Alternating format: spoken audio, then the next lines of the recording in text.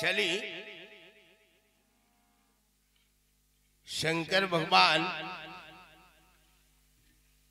जब विवाह करे चलले 80 बरिस के पुरनिया बन गईले, बूढ़ हो गए रहे। शंकर भगवान के जितना गण लो रहे, शंकर भगवान के सजावट करता। तुलसी बाबा लिखत नहीं कि शिव वही शंभु गण करही सिंगारा, जटा मुकुट यही मौरस हमारा, कानन कुंडल पहिरे प्याला, कान विभूति पटकिए हरिछाला। 80 बरिस के पुरनिया बारे गण लो सिंगार करता। बसहा बैल पर बाबा सवार होता रहे। हाँ बैल पर। आज जब टीम टीम डमरू बजवले, जितना संहतिया रहे लोग, भूत बैताल मरी 50 हाडा बिरनी गोजर सारा छुटता। सांप छुछुनर बाबा लिखनी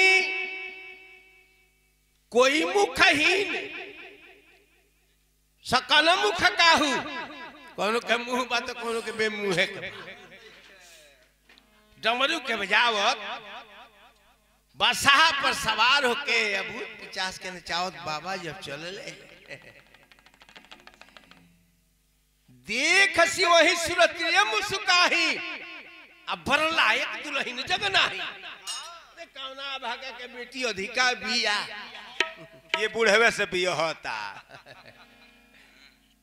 बसहा बैल पर सवार होके बाबा डमरू बजावत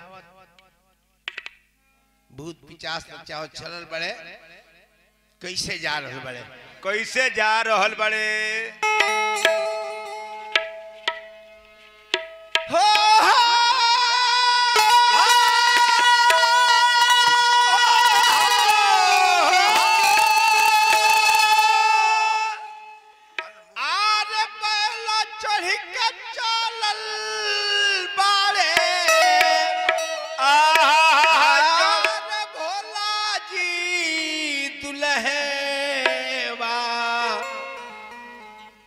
जिलवा हिललबा,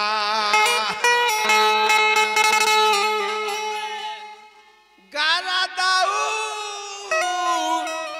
रौलया समा, गारा दाऊ रौलया समान, जिलवा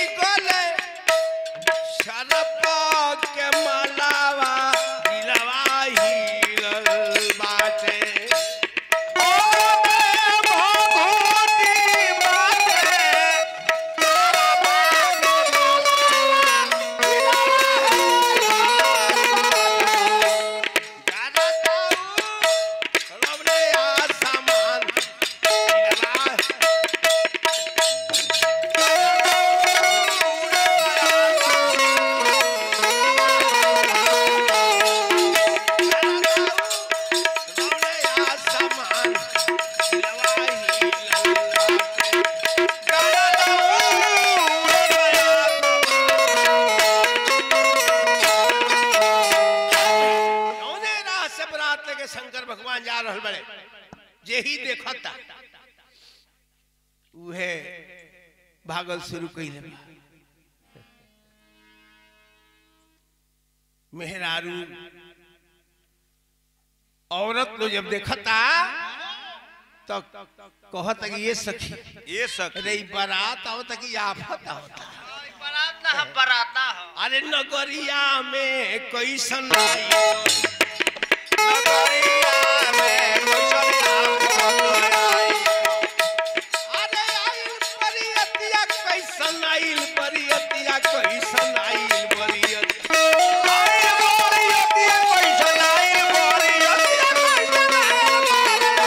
नगरिया में कैसन आइल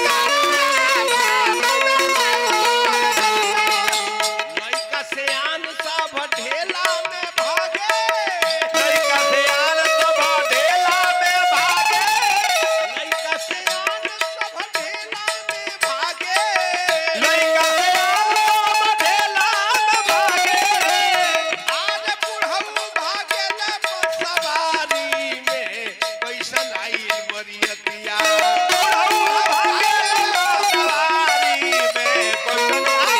आज बुढ़ऊ भागे ले सवारी में कैसन आइल बरियतिया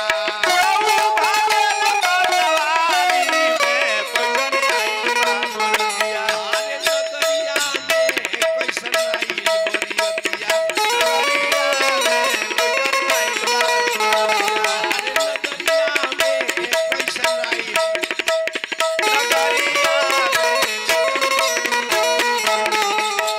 पानी छोड़ पनिहारी न भागे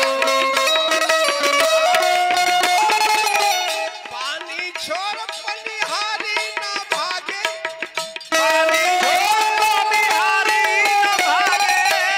चीनी नार में बाल्टी डुबा देले बाड़ी आ तले जब बारात के हाहा सुनले बाड़ी आ तकले बाड़ी तले डोरी हाथे में से छूट किनारे में बाल्टी टॉप से गिर गइल बा।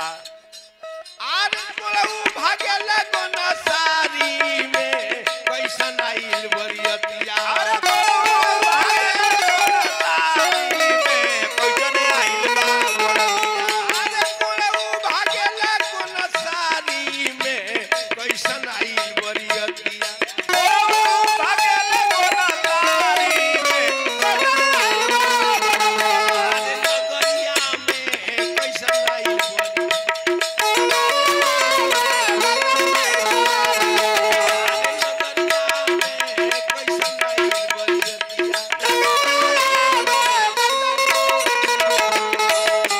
भैया एने शंकर भगवान बरात लेके जब पहुंचले राजा हिमांचल के फुलवारी में जब शिव वैले फुलवरिया तब भूतावा अलोप भइले हे रही गईले शिव के दुलरुआ तो सुकवा शनिचर पार्वती जी के दुनियानी सखी अली जब फुलवारी में पहुंचली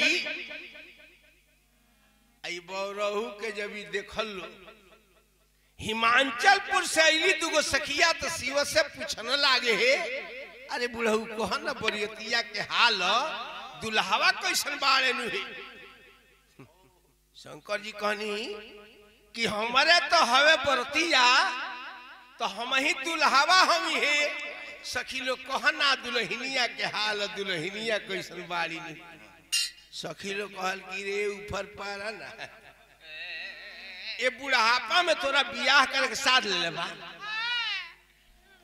काहे ने 90 साल के उम्र में दिग्विजय बाबू कहले हैं सखी लोग पार्वती जी के गरियावत चलल तले वही समय में भैया मालिन पहुंचल तले वो कविता याद पड़ गई कौन कविता जी? एक आदमी ऐसा होले गांव जवार में कि उनका अपने लोगवा से ना पटेला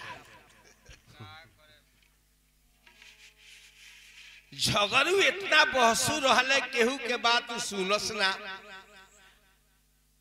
आ पेट के पानी पचे ना तबले जबले आपन अला धुनस ना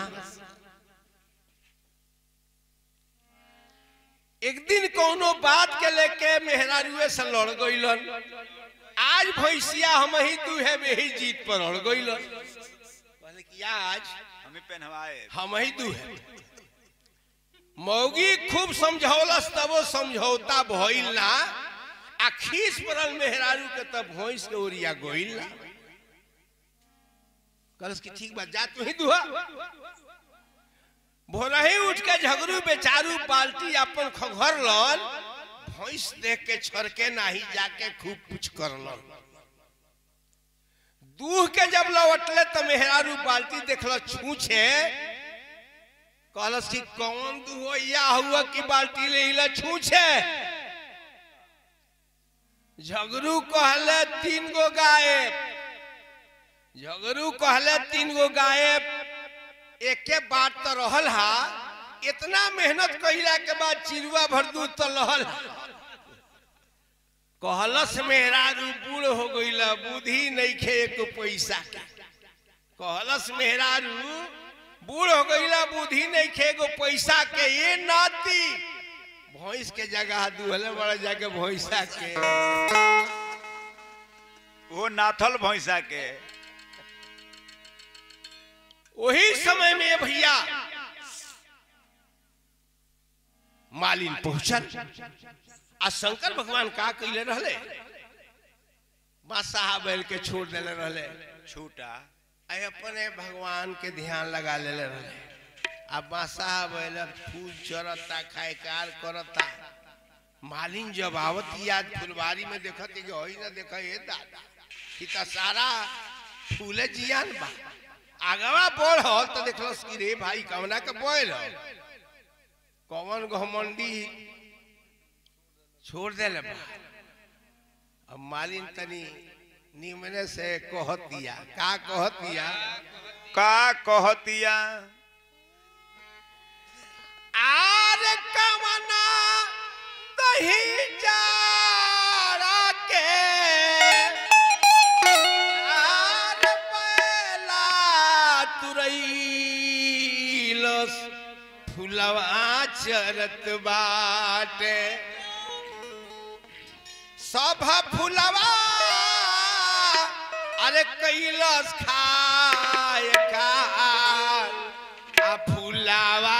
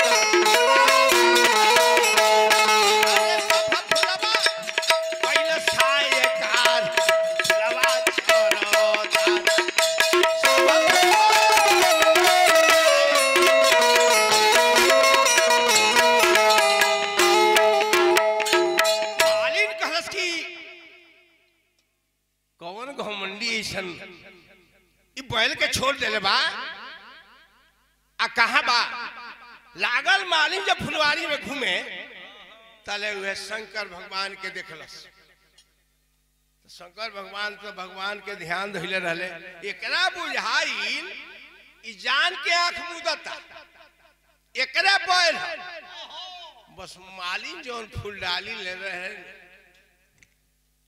मरलस जब उठा के शंकर भगवान की एक फूल डाली शंकर भगवान के तो ध्यान टूट गई।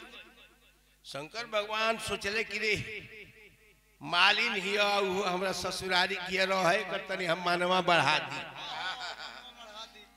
बस का करे शंकर भगवान की फूल डलिया सोना के बना दे। अब जब सोना के तनी साबुरबा के धन हो जाई तो वो अस्थिर रही कूदे लागी कितनो सूरज भगवान उगेले समुंदर सूखे लगा आ समुंदर चाह दी पूरा दुनिया परले हो जाई। तो अहंकार में और संस्कार में भैया है अंतर होला। संस्कारी आदमी कबो संस्कारी रही। देखिए जब देखलस फूल डाली सोना के अब एकरा फूल याद पड़ो का करस फट फूल डलिया उठावला साचरा में चुरवावला सा लेके भागल अपना घर है ना तारा घरे बबुआ। शंकर भगवान कहले कि देख ले जाता रे ठीक बा कि उससे कहिए मत